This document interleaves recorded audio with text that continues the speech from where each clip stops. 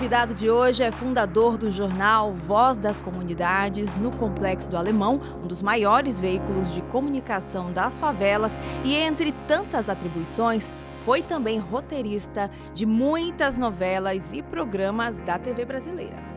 Exatamente, ele que é carioca e hoje vai conversar com a gente sobre grandes cidades. No SampaCast de hoje a gente recebe o jornalista, ativista e empresário, nomeado como um dos 6 jovens da nova geração pela revista Time, René Silva. Quando eu criei o jornal com 11 anos, isso chamou a atenção muito da mídia também. Então os veículos de comunicação começaram a me entrevistar. Então, tipo, a Globo, Record, SBT, Band, todas as emissoras de televisão começaram a entrar em contato. Eu tinha 10 mil pessoas me seguindo em meia hora. Eu falei, caramba, da onde veio esse povo todo? Muita gente. E aí, a maioria das pessoas mandava as mesmas perguntas. Como que tá a comunidade? O que tá acontecendo na comunidade? Você tá seguro, tá bem? Como estão as pessoas aí dentro? É realmente o que eu tô vendo na televisão, esses tanques de guerra, tudo. Minha vida mudou totalmente, assim. Eu nunca tinha, viajado de avião. Comecei a viajar de avião, comecei a ir para outros países, pelo mundo. Então, a minha vida mudou desde a época da ocupação daí em diante. E esse prêmio, ele era considerado pelo New York Times o Oscar do Twitter na época. Então, assim, era o Oscar do Twitter. Era um momento que as pessoas iam roupa de gala, aquela coisa toda, né? Tinha todo o evento, um momento, né? um evento.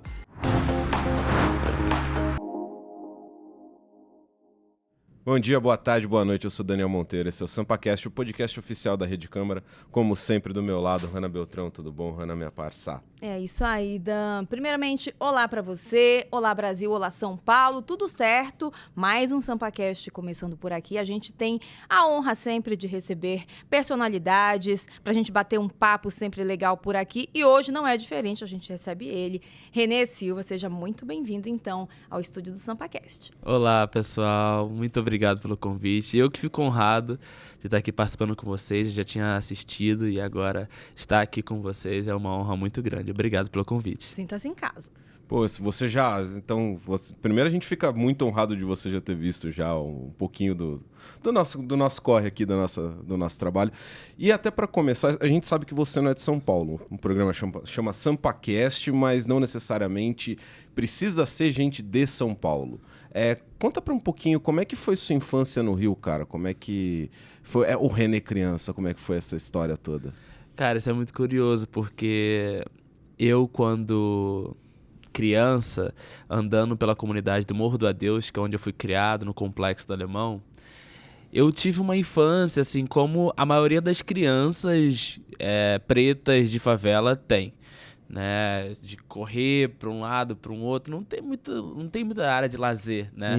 E aí a nossa área de lazer acaba sendo nossa própria quintal de casa, né? Chama os amigos e tudo. A minha infância ali, né, foi muito conturbada também, porque na época, eu ainda com meus 5, 6 anos de idade, existia uma guerra muito grande de facções ali, dentro do próprio território do Complexo do Alemão. Então, todo dia, era quase que um ritual. Todos os dias à noite tinha um tiroteio. Né? Dava 9, 10 horas da noite, todo mundo já tinha que estar em casa, porque sabia que ia ter uma troca de tiros, um tiroteio, porque era uma guerra de facções e que se perpetuou por muitos anos. Então, a minha infância, ela foi muito problemática nesse sentido, porque eu, desde criança, aprendi a diferenciar o som de tiro, de fogos, né? Então, isso, infelizmente, foi muito comum para mim e para outras crianças da favela de onde eu venho. E você já na sua infância já tinha aflorado, né, em você essa sua parte da comunicação. Tanto que aos 11 anos você criou, né, o jornal Voz das Comunidades. E como é que foi, assim? De onde veio essa ideia? Você também tem uma história que você não tinha a idade suficiente para participar do jornal da escola. Conta pra gente. Eu tinha 11 anos de idade. Eu estudava numa escola pública, dentro do Complexo do Alemão, e nessa escola pública existiam projetos criados pelo Grêmio Estudantil, que era o jornal e a rádio da escola. E conversando com professores, conversando com a diretora, conversando com todo mundo, eu insisti muito para participar, mas era muito novo, eu tinha 11 anos de idade. E geralmente os alunos que participavam eram os alunos que já estavam com, 13, 14 anos, que já estavam próximos de sair do ensino fundamental, né? E aí eu conversei, insisti, persisti, Até que depois de tanta insistência, a diretora, tá bom, você vai participar. E aí eu comecei participando desse projeto da escola primeiro, mas o meu senso crítico, eu acho que ele começou a ser construído nesse momento, porque quando eu participei do Jornal da Escola, eu lembro que eles falavam, por exemplo, problemas de falta de material didático na escola. Aí isso era colocado no jornal e levado para a CRE, levado para a Coordenadoria Regional de Educação.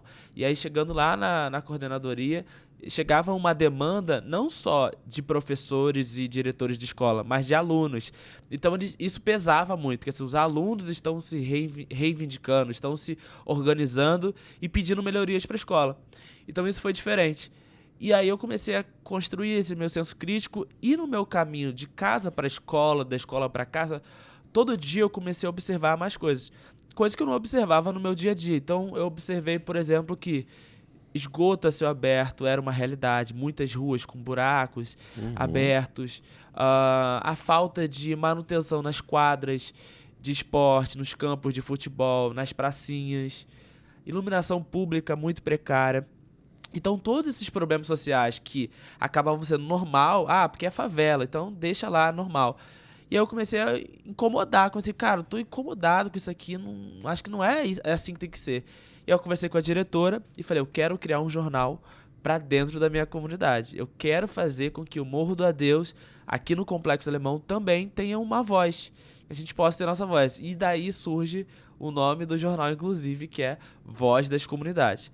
E com isso, né, com essa chegada do jornal, eu comecei a perceber, por exemplo, que os grandes jornais, né, a grande mídia de televisão, não falava sobre a realidade da favela. Ou quando falava, era só através de um ponto de vista.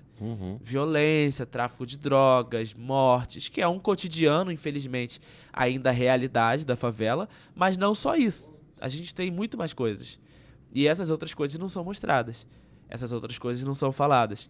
Então, o meu objetivo ali com o jornal era também mostrar que a favela é um lugar de cultura, um lugar de potência, um lugar de esporte, um lugar que precisa de investimento, para que os vereadores, os deputados, os políticos pudessem olhar ali, não com lugar de carência, não com lugar de só violência, mas com lugar que necessita de oportunidade. Como qualquer bairro e qualquer comunidade, né?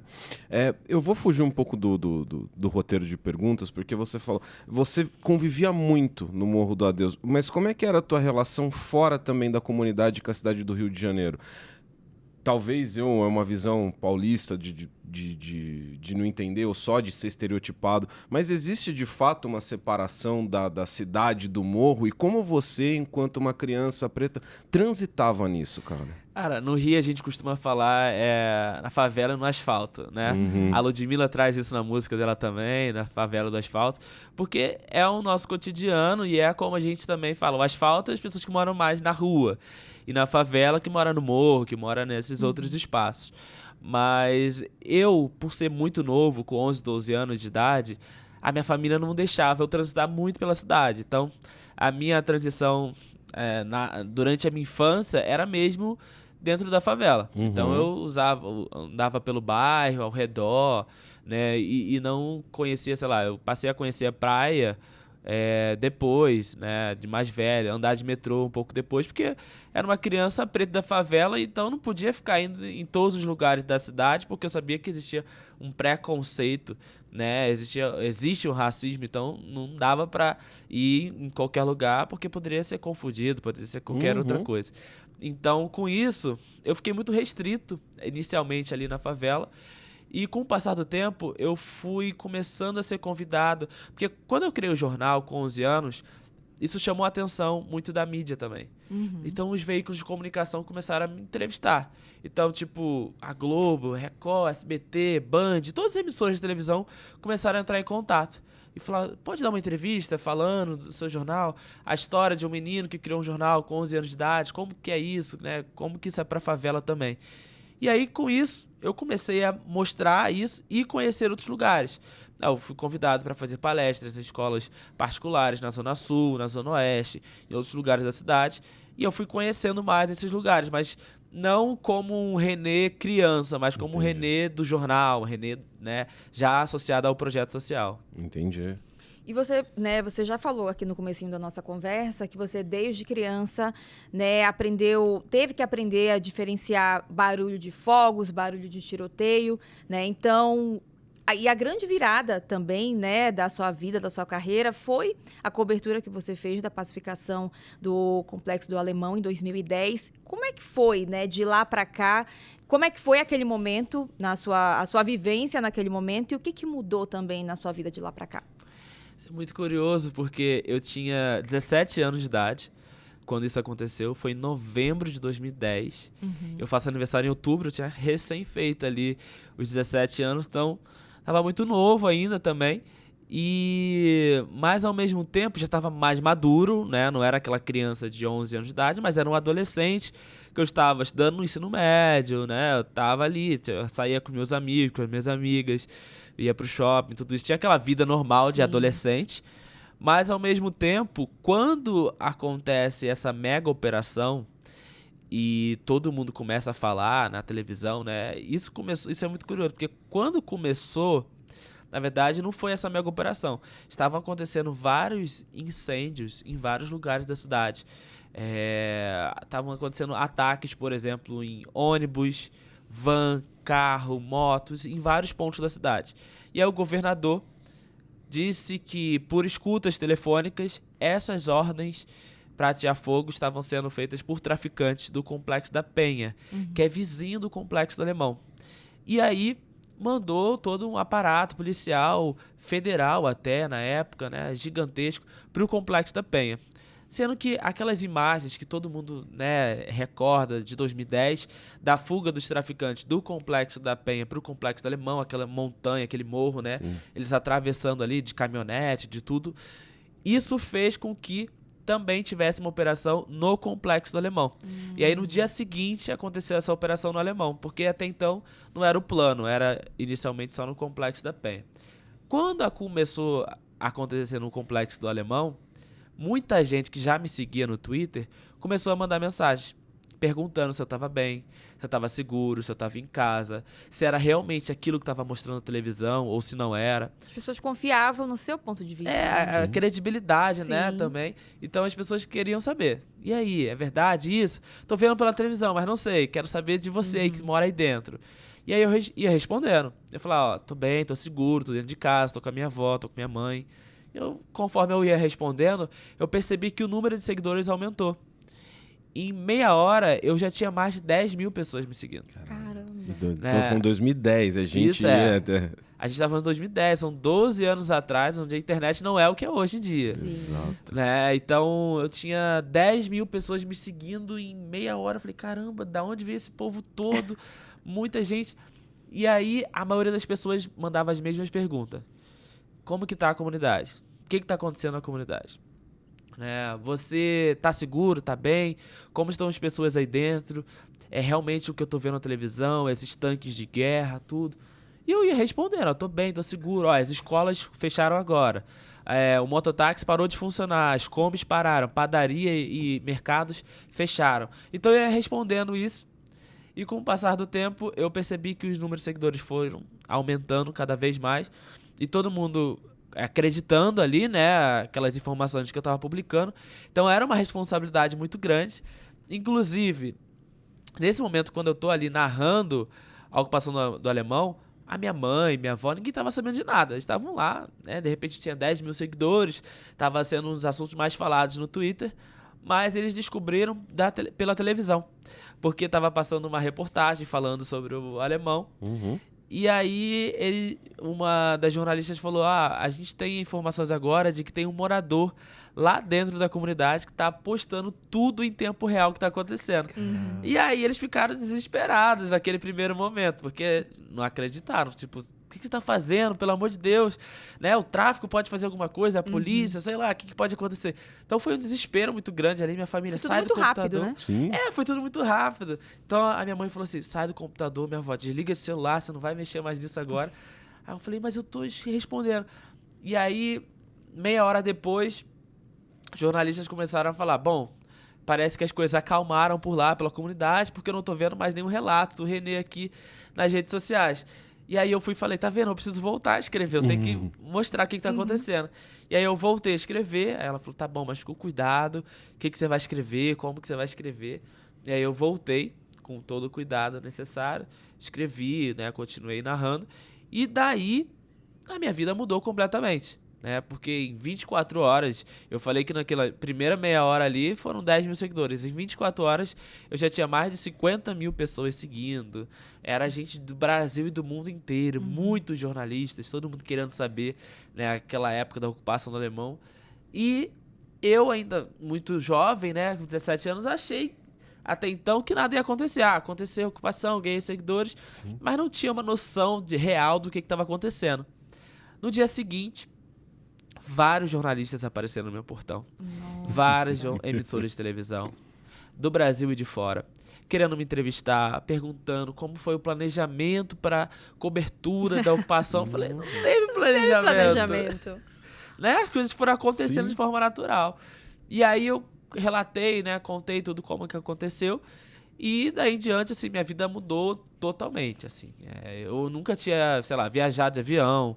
Comecei a viajar de avião, comecei a ir para outros países, pelo mundo. Então, a minha vida mudou desde a época da ocupação daí em diante. Inclusive, até acho que consequência dessa cobertura e de tudo isso, você foi indicado para o Short Awards do New York Times em Nova York, e você achou que no HC não foi, né? Você também conta esse case aí. Exatamente, foi em 2010 também. Na verdade, foi 2011, no ano seguinte. Geralmente as premiações são pelos feitos no ano anterior, né? E aí eu vi que tinha sido indicado pelo prêmio, mas eu falei, cara, eu tô concorrendo. Era uma produtora americana grande que tava junto, e um jornalista grande lá dos Estados Unidos. Eu falei, cara, eu não vou ganhar na categoria inovação, não faz nem sentido, né? Só porque eu tuitei aqui a ocupação do Complexo Alemão, então eu não fui. E aí eu fiquei assistindo de casa pelo YouTube. Né? Então, assim, eu também não tinha muita noção. Tava com 17 anos aí, então, assim, nem viajei, não tinha visto passaporte, nada disso. Então, eu fiquei assistindo de casa. E nisso que eu tô de casa assistindo, de repente anunciam. E o vencedor da categoria Inovação, René Silva. Aí eu, meu Deus! Aí eles começam a chamar na plateia e ninguém aparece. E aí eu lembro que tava a Marina Silva também, que ganhou o prêmio. Tinha o Carlos Trevisan, que é lá do Rio de Janeiro, que criou aquele perfil que ficou muito famoso na época, Lei Seca RJ.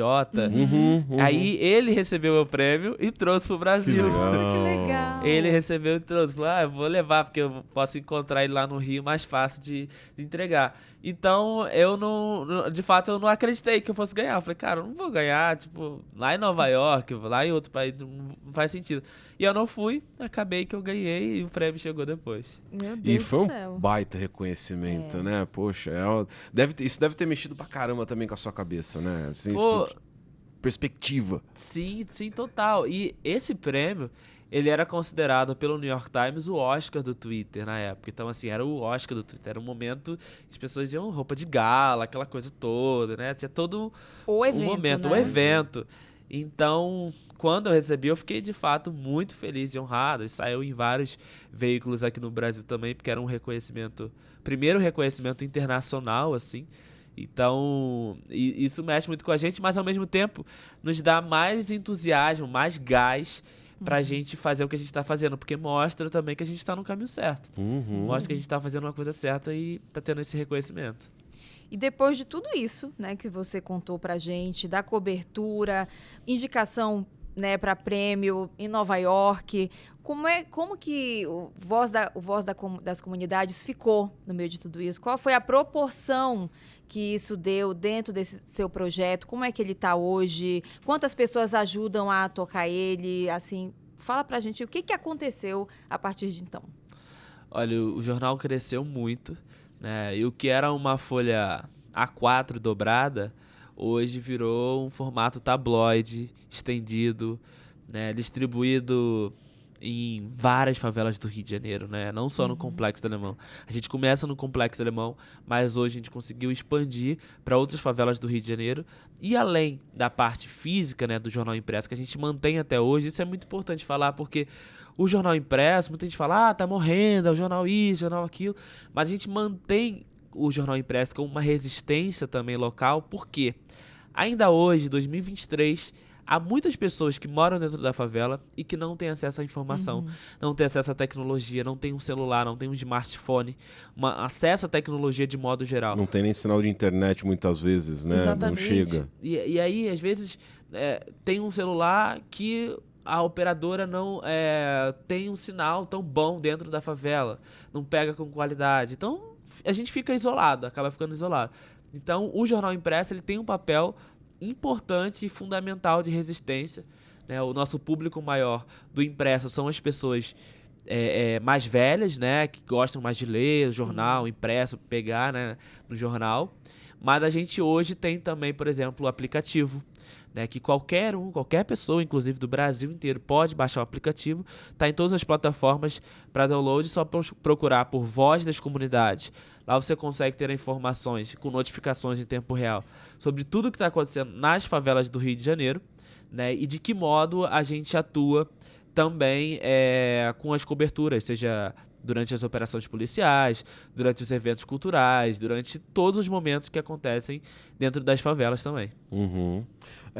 E vocês têm um trabalho importante que é mostrar, como você bem disse até no começo da conversa, a favela não é só um lugar, sei lá, alijado da sociedade, que tem problema, que tem dificuldade. Não, tem pujança cultural, você tem cultura, você tem história, você tem resistência, você tem personagens, né, você tem muitos talentos. Nesse contexto, o quanto você acha que a visão da sociedade como um todo mudou das comunidades e o quanto a voz das comunidades também impactou nessa mudança de visão? Isso é muito interessante, porque eu estava esse ano, no início do ano, eu fui na redação do Jornal Nacional conversar com o Bonner, estava trocando umas ideias com alguns jornalistas, e o Bonner me falou uma coisa que foi muito interessante, que existe um momento, até da comunicação de favela e da comunicação como um todo, depois do surgimento do Voz, porque a maneira como os jornalistas, nas coberturas do Rio de Janeiro, principalmente nos telejornais, narra a favela, o cuidado que se tem hoje maior, né, de que maneira se está falando, isso vem muito por conta do impacto do Voz das Comunidades. Nossa. Hoje, se um jornalista, se qualquer emissora de televisão faz uma cobertura de forma preconceituosa, de forma sensacionalista, por exemplo, o Voz vai bater de frente. E tem uma credibilidade formada. Hoje no Voz não sou só eu, né? O Sim. Voz hoje tem 35 pessoas que atuam diretamente, né? São essas pessoas, seja jornalistas, fotógrafos, revisores, né? A gente tem 35 pessoas que estão todos os dias focadas em produzir conteúdos, em fazer com que a favela seja vista de outro olhar, né? E esse outro olhar que a gente quer que a favela seja vista é exatamente isso que você falou, através da potência que existe dentro da favela, através da cultura, através dos projetos de balé, o projeto de dança, o projeto de esporte, tem um projeto de tênis dentro do Complexo do Alemão, tem um projeto de surf, né? Não tem praia dentro do Alemão, obviamente, mas tem um projeto de surf que surge lá dentro e leva as crianças para a praia para ter esse acesso e de surfar e de participar de competições até internacionais. Então, a favela tem muita coisa respirando ali dentro e que políticos, principalmente, precisam enxergar aquele lugar para fomentar, para investir nas ONGs, né? Hoje, no Complexo do Alemão, a maior parte das ONGs que existem não tem nenhum tipo de recurso público.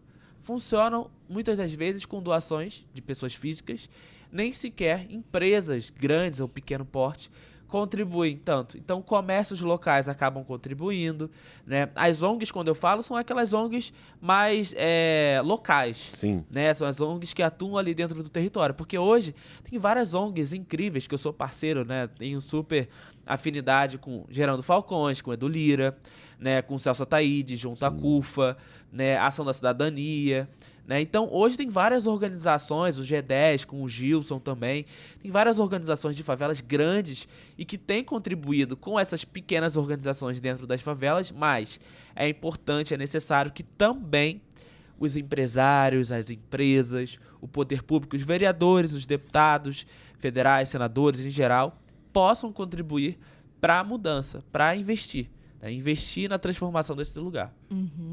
Renê, você está sempre muito por dentro de tudo que acontece nas comunidades lá no Rio de Janeiro, mas falando, né, em grandes cidades, São Paulo, né, tem também muitas comunidades. Dá para fazer um comparativo? Você conhece as comunidades daqui? Qual é a maior diferença que você enxerga de uma e de outra? A gente tem aqui Heliópolis, né? Que, se eu não me engano, já foi até ultrapassada por uma outra comunidade em outro estado. Vou até pedir para a voz da consciência me ajudar. Mas eu tenho quase certeza que já foi ultrapassada, mas por muitos anos foi a maior, né, do Brasil. Quais são as maiores diferenças assim, que você encontra Rio e São Paulo? Olha, eu já conheço as favelas aqui de São Paulo, né? Visitei, inclusive, tem uma história muito curiosa que um jovem daqui, o César Gouveia, ele foi para o Rio de Janeiro, ele é cria da favela da Vila Prudente, e ele foi para o Rio de Janeiro conhecer o Voz de Comunidade, porque ele queria implementar um Voz aqui. E hoje o projeto dele se chama Vozes das Periferias, que ele começou lá no Rio, foi lá, ficou uma semana com a gente, entendendo como funcionava o Voz, como que era, o que que era, e implementou aqui em São Paulo. Hoje a organização dele é grande, foi a primeira, inclusive, da Gerando Falcões, que hoje apadrinha várias organizações no Brasil inteiro.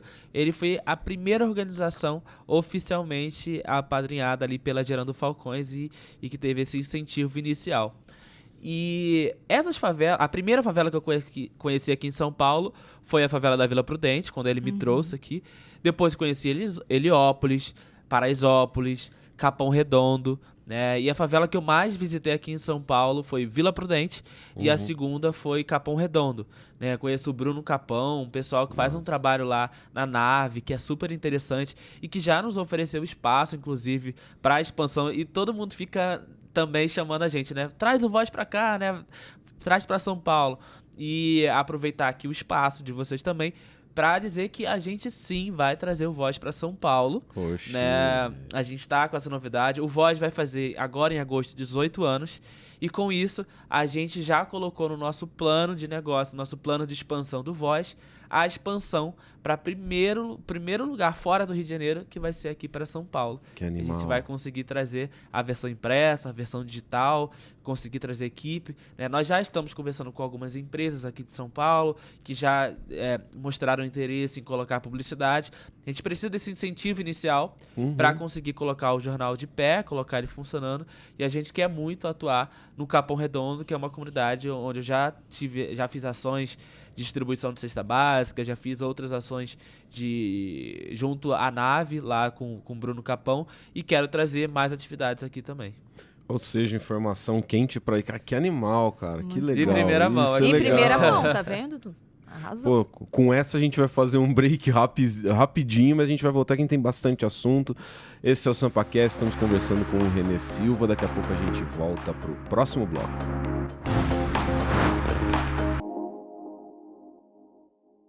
Dan, e o papo de hoje, hein? Muito bom, né? Nossa, Hanna, sensacional, sensacional mesmo. E se você quiser ficar por dentro dessa e de todas as outras entrevistas que fazemos, é só se inscrever no canal oficial da Câmara São Paulo no YouTube. Aponte o seu celular para o QR Code que aparece na tela e inscreva-se já. Até breve. Tchau, tchau. Tchau, tchau. Olha, acho que é importante que haja debates dentro das favelas. Acho que quando você leva, por exemplo, audiências públicas para dentro da favela, acho que a gente precisa cada vez mais ter políticos interessados e compromissados em fazer as suas ações dentro das favelas. Então, quando a gente coloca médicos pretos, enfermeiros pretos, quando a gente coloca professores pretos para dar entrevista, para falar, quando as pessoas se veem no jornal, né, é uma forma muito antirracista da gente construir uma narrativa da própria favela falando dela. Quando a gente publicou isso, imediatamente surgiram imagens de pessoas, de crianças de vários lugares do mundo, obviamente que não eram nem do Brasil, com uma arma, com fuzil, com pistola, e as pessoas falando: essa criança que você está defendendo, de 10 anos, que morreu, ela poderia estar matando alguém, que não sei o quê. Então, esse combate à desinformação, que hoje está sendo muito mais falado, a gente já faz dentro da favela há muito tempo.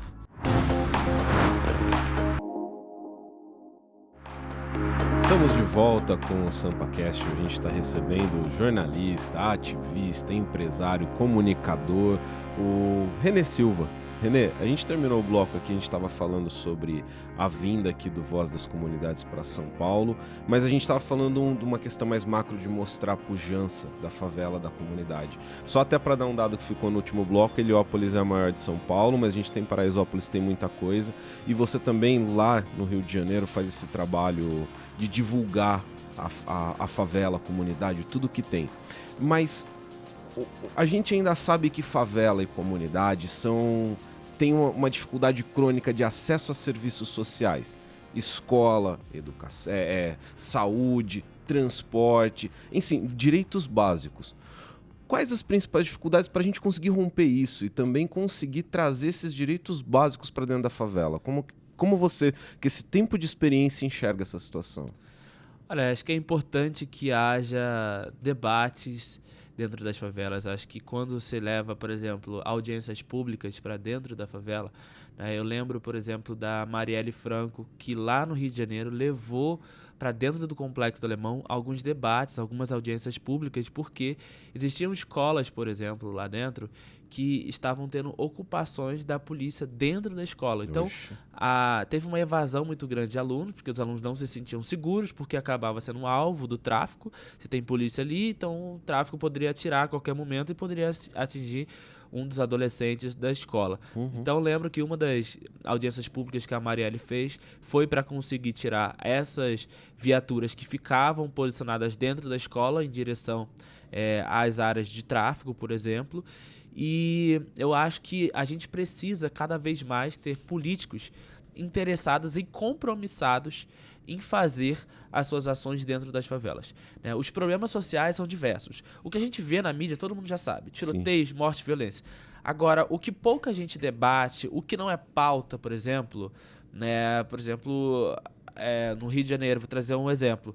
Se tiver um esgoto a céu aberto ou uma rua com asfalto ruim na zona sul do Rio, isso é pauta dos jornais, da televisão, sai em todos os lugares. Agora, se tiver 50 dentro das favelas, isso não é pauta, isso não sai. Sim. Então, a gente precisa fazer com que, cada vez mais, esses outros problemas sociais também sejam pautas. Que a gente consiga também mostrar a nossa realidade, os outros problemas sociais que existem dentro das favelas, isso tem que ser mostrado, isso tem que ser falado, né? Então, o Voz tem um papel importante nesse sentido também. Massa. E, Renê, recentemente você também, né, a revista americana Time te elegeu como um dos mais influentes também dessa nova geração. Como é para você ser visto, né, como uma referência para os jovens agora da atualidade? Olha, é uma honra muito grande, né? Eu costumo fazer muitas palestras nas escolas públicas, né? E onde eu vou, sempre que eu viajo, às vezes eu vou para um lugar que eu nunca fui antes de palestrar para uma empresa XYZ, eu sempre coloco na contrapartida. Eu falo, tudo bem, você vai me contratar para eu fazer a palestra, mas eu quero que você organize para eu fazer uma palestra numa escola pública, né? Eu quero falar com esses jovens, eu quero falar com esses adolescentes, essas crianças das escolas públicas para que eles vejam, né, outras referências, para que eles tenham outras referências. E quando a Time coloca, por exemplo, um dos líderes da nova geração, eu fico de fato assim muito honrado, né, com isso, e vejo que assim é um caminho que a gente caminhou, andou muito tempo, né? O Voz tem 18 anos, eu tenho 18 anos só fazendo voz de comunidade, fazendo um trabalho social, cultural dentro da favela. Então, é uma estrada muito longa. Mas para mostrar para os jovens, para mostrar para as pessoas que demora, as coisas não são da noite pro dia, né? Hoje, com a internet, as agilidades, todo mundo já acha assim, postei agora, amanhã já quero ficar rico, já quero ganhar isso, já quero fazer aquilo. Não, gente, calma aí. Vamos por etapas. A gente não pode pular as etapas, as fases da nossa vida, né? Então, acho que quando eu recebo esse tipo de reconhecimento, mostra pros jovens também que é possível, mesmo do lugar de onde a gente vem, da favela, com todas as dificuldades, com tudo que a gente já passa de perrengue do dia a dia, que a gente consegue vencer, né? E se a gente tiver outras pessoas apoiando, e se a gente tiver o apoio da escola, dos diretores, né? A gente tiver toda uma comunidade envolvida apoiando e fazendo por onde a gente consegue fazer a transformação do território. E agora, assim, quando eu recebo esse título, né, de líder da nova geração, não sou eu só que estou carregando. Acho que eu falei isso em muitas entrevistas também, porque são vários desses jovens, né? Não é o René, a figura René, mas é a figura dos jovens da favela, que são as novas gerações. Sim. Né? São essas pessoas que hoje estão fazendo. O cara lá do Complexo Alemão que cria uma impressora 3D e começa a aparecer e ir para vários concursos internacionais e para vários congressos e eventos. Então, quando a gente fala de inovação, tecnologia, pensar, a gente precisa de oportunidade.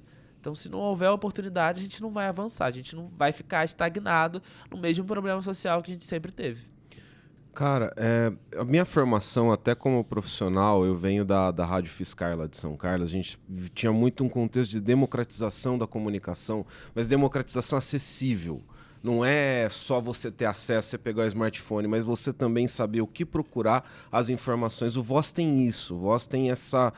o Voz fez escola, tá fazendo escola, tá formando gente. Como você vê também esse acesso, essa democratização de fato da comunicação como um elemento transformador, cara? Isso é de extrema importância, né? A gente sempre fala que o Voz tem um papel importantíssimo e fundamental de democratizar o acesso à informação, porque exatamente isso que você falou. Muita gente da favela não tem acesso à informação, não sabe. E aí quando a gente chega seja através da tecnologia dos sites, das redes sociais, muita gente hoje tem grupo no WhatsApp, Sim. a gente tem vários grupos desses, a gente passa informações através desses espaços, mas também mantém o jornal físico, né? E com isso, acho que o mais interessante a gente consegue motivar, incentivar com que outras pessoas de favelas também consigam criar jornais. Então, por exemplo, no Rio de Janeiro, na favela da Rocinha, né, tem hoje o Fala Roça, um jornal que o Michel Silva criou junto com a irmã dele, com a Michele. Tem na Cidade de Deus, o CDD Acontece. Tem no Pavão Pavãozinho. Então a gente acaba inspirando outros jovens, né, outras pessoas a criarem também veículos de comunicação e cada vez mais democratizar esse acesso à informação. E, né, depois de toda essa conversa, você falando de projetos, tudo que você caminhou até aqui, queria até que você falasse se você teve alguma inspiração na sua infância e se até hoje tem alguém que... Você tem algum ídolo que você fala assim, nossa, essa pessoa... Pode nem ser da sua infância, pode ser na vida adulta, essa pessoa me inspira e serve de referência, assim, para tudo que eu coloco na vida. Olha, minha primeira grande referência, assim, foi o José Júnior, que é o fundador da AfroReg. Hoje a AfroReg tem feito um trabalho mais voltado para o audiovisual, né? Que eles têm Arcanjo Renegado, eles têm as séries, né, que são produzidas dentro das favelas. E ele foi minha primeira grande referência, assim, a primeira pessoa que me abraçou, me deu oportunidade, me acolheu ali naquele primeiro momento. E com o passar do tempo, né, outras referências foram surgindo. Então hoje eu tenho o Celso Ataíde, né, o próprio Edu Lira do Gerando Falcões também é uma grande referência. Então hoje eu vejo esses caras como referências e eu tenho hoje, posso dizer, um privilégio de ter acesso a essas pessoas e contar com eles como mentores da minha vida também. Então, qualquer decisão, assim, que é muito importante pro Voz, pra minha carreira, eu ligo pro José Júnior, eu ligo pro Celso Ataíde, eu ligo pro Edu Lira, eu ligo para minhas referências, para as pessoas que me inspiram, me inspiraram e que vão seguir me inspirando por muito tempo ainda, porque o que eles fazem hoje em grandes proporções dentro da favela, eu quero fazer isso voltado para a área de comunicação. Perfeito. Pegando o gancho nisso, em você ser uma das personalidades da nova geração e todo esse trabalho de democratização, acho que tem um ponto também. Existe o preconceito com a favela, existe o racismo. E como você, a figura do René e de todas essas outras pessoas, também, enquanto homem preto da favela, fazendo um trabalho de comunicação animal, também consegue trabalhar para romper esse racismo estrutural e trazer esse moleque da favela e falar, não, olha só, eu também tenho uma referência, cara. Como você vê esse papel? Que eu acho que é fundamental também. Não, sem dúvidas. O Voz tem um papel antirracista, assim, muito importante para dentro da favela, inclusive. Então, quando a gente coloca médicos pretos, enfermeiros pretos, quando a gente coloca professores pretos para dar entrevista, para falar, quando as pessoas se veem no jornal, é uma forma muito antirracista da gente construir uma narrativa da própria favela falando dela, né? Sem ter aqueles atravessamentos que, infelizmente, acontecem quando são feitas reportagens pela mídia externa. Então, isso é muito mais voltado para dentro da favela. Então, a gente consegue, por exemplo, trazer pautas fundamentais e importantes para dentro da favela com o nosso olhar, com o nosso recorte. Então a gente coloca o pose do rodo, do funk, como a referência. A gente coloca várias outras coisas que são do nosso dia a dia ali, que estão no nosso cotidiano, como referências, mas sem esquecer, por exemplo, de pensadores contemporâneos. A gente consegue trazer Sueli Carneiro, a gente consegue trazer várias das pessoas importantes na literatura brasileira também, para esse contexto do Voz de Comunidade. Então a gente traz essa linguagem antirracista, a gente traz um trabalho antirracista em todo o nosso conteúdo também, além de toda a nossa equipe, né, de ser a maior parte de jovens, negros, favelados, mulheres, pretas de favela. Então a gente tem esse recorte muito grande porque é a nossa essência, da onde a gente veio e é para onde a gente quer continuar caminhando.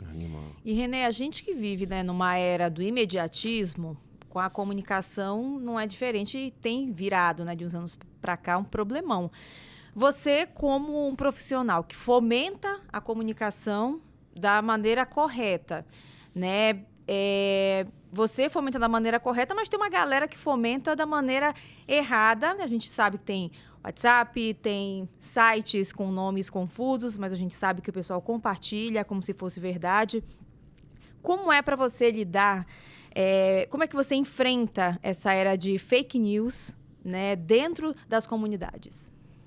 Olha, principalmente no período da eleição, foi um momento bastante desafiador. Por quê? A gente tem um trabalho muito forte de combater a desinformação, e não é de hoje, tá? Quando a gente fala de combater a desinformação, hoje... né, tem tudo isso que você acabou de citar aqui, né, Hanna? De redes sociais, né? Tudo muito maior. Mas em 2015, quando teve, dentro do Complexo do Alemão, a morte de uma criança, o menino Eduardo de Jesus, que foi morto com 10 anos de idade na porta de casa quando estava com o celular na mão, a máquina da mentira, as pessoas na internet...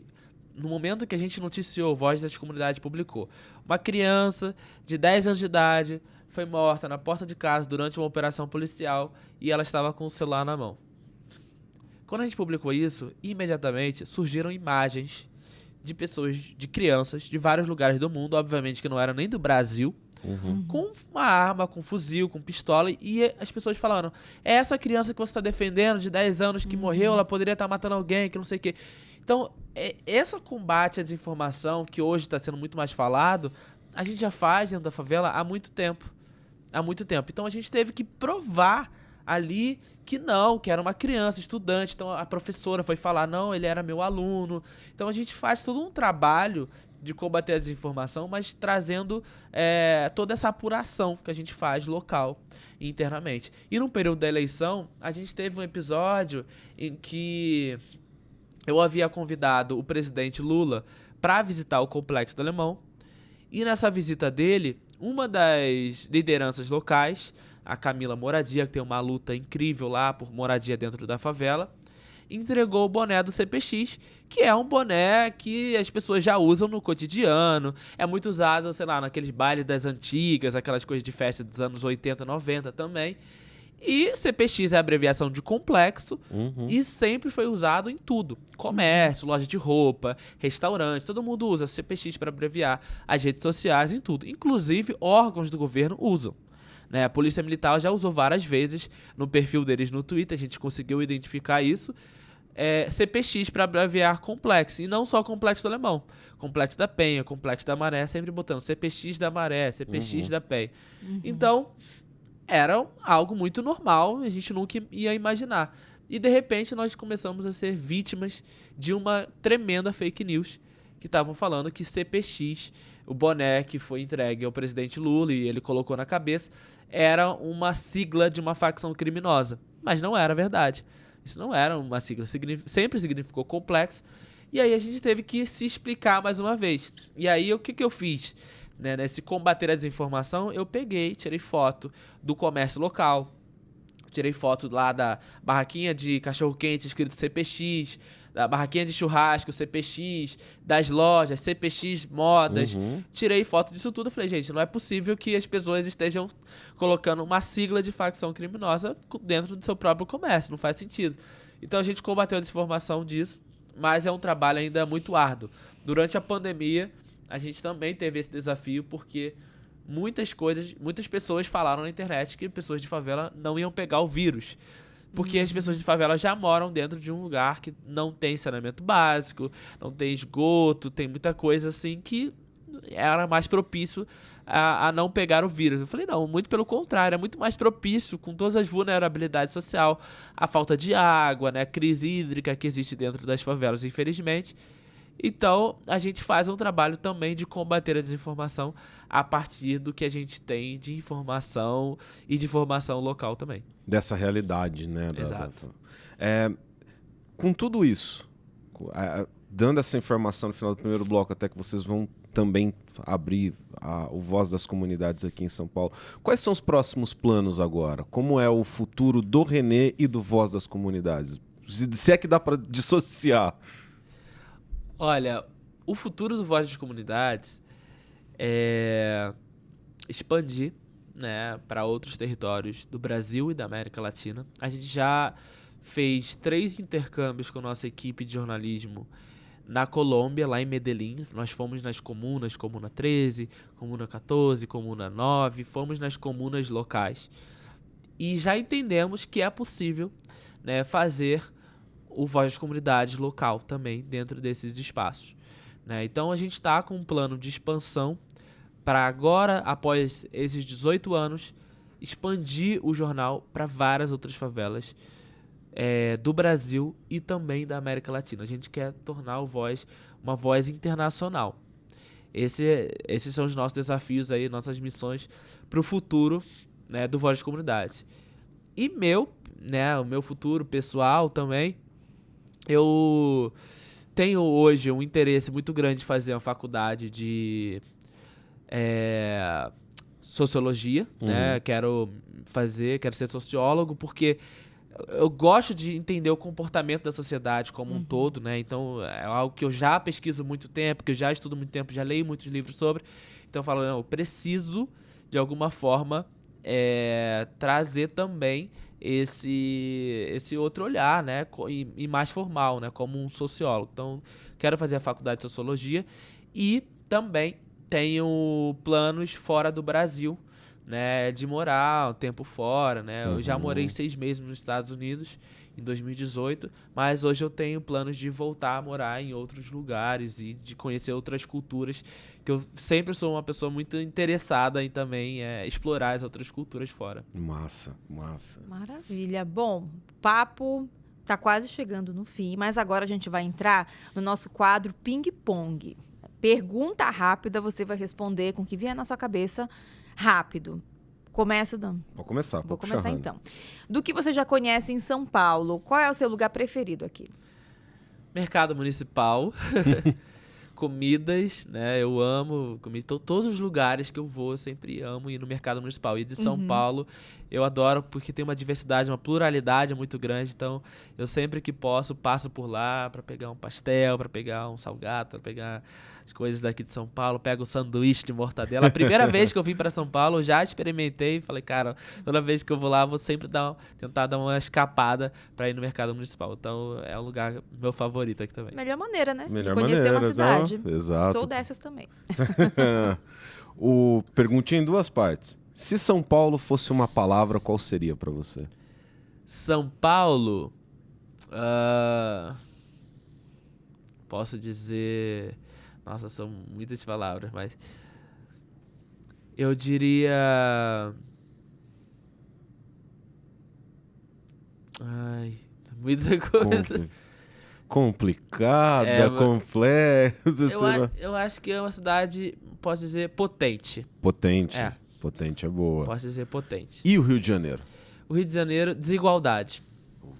Olha, eu tô botando São Paulo Olha lá em cima. só. Não, mas o Rio de Janeiro, a gente tem uma desigualdade muito gritante, né? Quando a gente olha, por exemplo, para as favelas da Zona Sul, que são coladas ali, por exemplo, você tem o Leblon, que é um metro quadrado, que já foi considerado o metro quadrado mais caro do mundo, e hoje você tem, ao mesmo tempo, ali várias favelas ao redor de pessoas com IDH baixíssimo. Né? Então, como que se tem uma desigualdade muito grande dentro do mesmo metro quadrado, né? Sim. Então, é uma discrepância muito grande. Então, acho que uma palavra, assim, para definir Rio de Janeiro ainda é desigualdade social.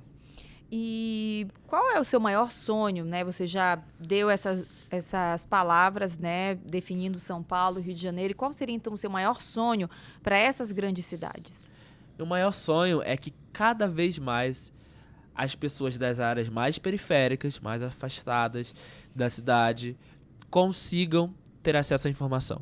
Eu acho que só com a democratização do acesso à informação a gente consegue mudar alguma coisa. Porque a educação, a gente precisa ainda avançar muito. Então, eu acho que se a gente conseguir levar uma educação midiática para dentro das favelas, dentro das escolas, dentro desses espaços, a gente vai ter um avanço muito interessante. E acho que as capitais do Brasil, né, as grandes metrópoles, podem começar com isso para ser um exemplo para todo o resto do Brasil. Massa, massa. É essencial, de fato, democratizar a informação é essencial. Perguntinha de terapia. Se você pudesse voltar no tempo, falar com o René quando ele começou lá a Voz das Comunidades, que conselho você daria para ele? O conselho que eu daria para ele era que não desistisse, né, que seguisse o projeto, porque lá no futuro muita coisa ia dar certo, mas que eu acho que eu estaria mais, diria, para estar preparado, né, para todos os desafios que virão pela frente, porque quando o René lá de trás sonhava, né, com Voz de Comunidade, nunca imaginou, obviamente, chegar nesse patamar que o Voz de Comunidade chegou, e nem mesmo passar por tantos desafios, por tantas dificuldades. Então, assim, esteja preparado para as dificuldades do futuro, porque os desafios serão grandes, mas as bênçãos serão grandes também. Bom, você já deu o conselho, então, para o René do passado e agora para os jovens da atualidade. Qual conselho, qual dica você daria agora?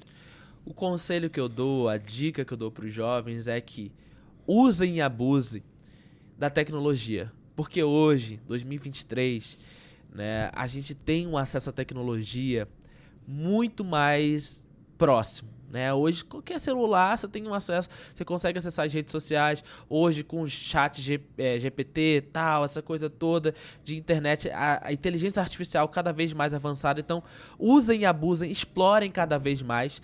Né? E o seu sonho, independente se você quer ser jornalista, se você quer ser um escritor, se você quer ser um cantor, um rapper, um bailarino, uma bailarina, independente do seu sonho, mas use as plataformas, usem, né, e abusem das ferramentas que hoje nós temos nas mãos, porque quando eu comecei com o jornal lá em 2005, eu tinha 11 anos de idade e eu não tinha nada dessas plataformas disponíveis, então os desafios eram outros. Hoje, a gente tem uma facilidade maior, então usem e abusem disso.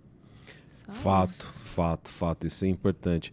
E a última pergunta é: você deve ver coisa pra caramba também, consumir coisa pra caramba. Qual que é a sua dica cultural pra quem tá vendo a gente? Sei lá, livro, série, música, não fica à vontade. O que você deixa de indicação?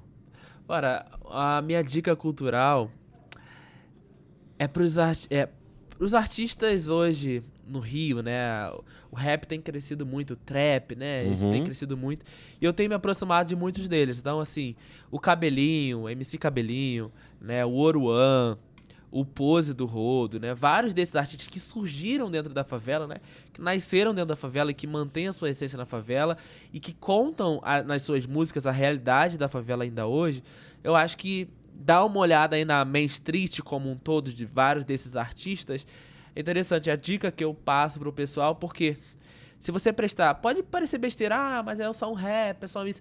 Mas prestar atenção nas letras que são trazidas por esses rappers atuais, que tem as suas grandes referências, os rappers antigos, né? Você tem o Mano Brown, você tem Racionais MC, você tem MV Bill, você tem Nega Giza, você tem vários desses rappers antigos como referência, mas que contam ainda hoje, no século XXI, qual é a realidade da favela. O que está acontecendo dentro da favela, né? Quais são os tipos de problemas sociais que ainda persistem dentro das favelas e como o Estado nos enxerga.